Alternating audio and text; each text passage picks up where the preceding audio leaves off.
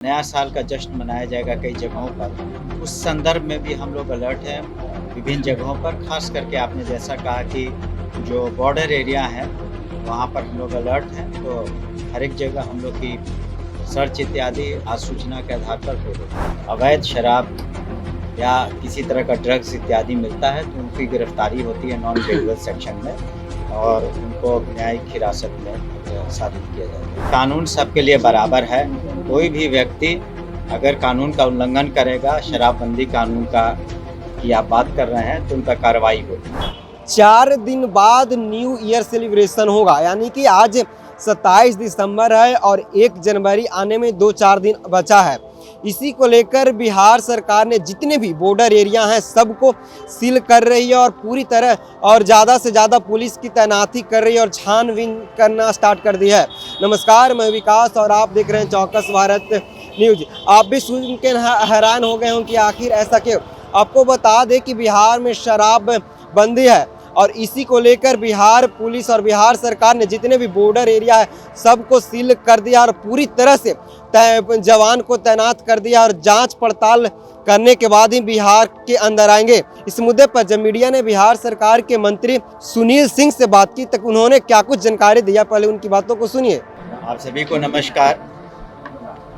इसके बारे में हम लोग सचेत हैं और हम लोग का विभागीय पत्र भी निकला है कि हम लोग खास करके अभी जो क्रिसमस का त्यौहार मनाया गया उस वक्त भी हमारी जो टीमें थीं एंटी लिकर टास्क फोर्स की, इसमें एक्साइज के लोग भी हैं और पुलिस के लोग भी हैं, अलर्ट थे सभी जगह पर।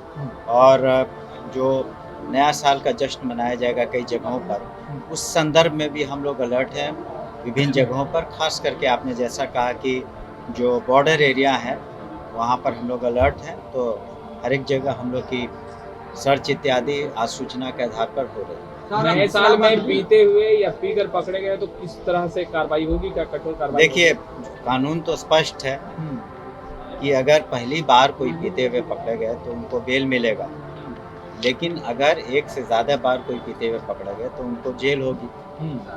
और जो अगर किसी के पास अवैध शराब या किसी तरह का ड्रग्स इत्यादि मिलता है तो उनकी गिरफ्तारी होती है नॉन बेलेबल सेक्शन में और उनको न्यायिक हिरासत में साबित किया जाता है। सेहत के लिए शराब जरूरी है, जितना मांझी बोले गुजरात के तौर पर बिहार में भी शराबबंदी और यही बात आप सुधाकर सिंह भी दोहरा रहे हैं। देखिए, जिनको सुर्खियों में रहना वो इस तरह का बयान दे सकते हैं, लेकिन कानून सबके लिए बराबर है।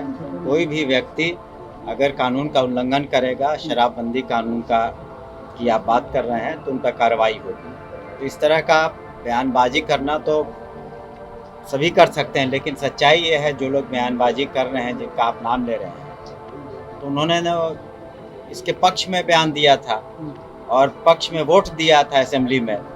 दोनों सदनों में एक भी वोट जो है पूर्ण शराबबंदी के विरुद्ध नहीं पड़ा और आदरणीय जीतन राम मांझी जी ने भी शराबबंदी के पक्ष में वोट दिया था। सुधाकर सिंह भी कह रहे हैं शराबबंदी बिहार में है ही नहीं।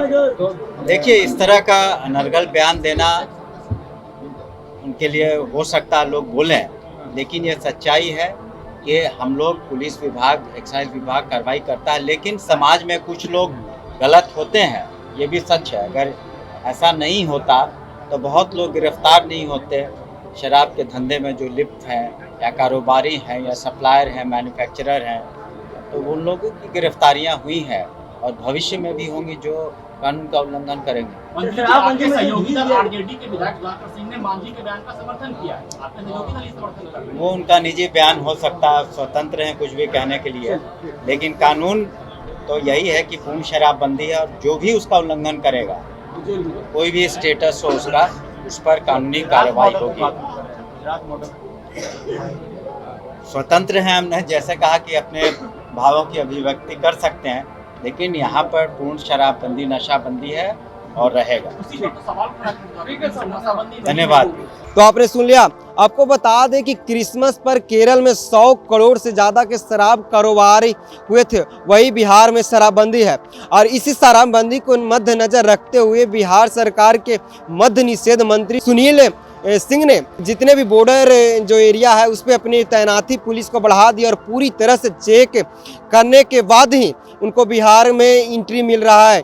इन्होंने कहा कि 1 जनवरी तक ऐसे प्रक्रिया चलेंगे क्योंकि बिहार से बाहर जाकर नेपाल चाहे अन्य राज्य में जाकर लोग शराब पार्टी मनाते हैं।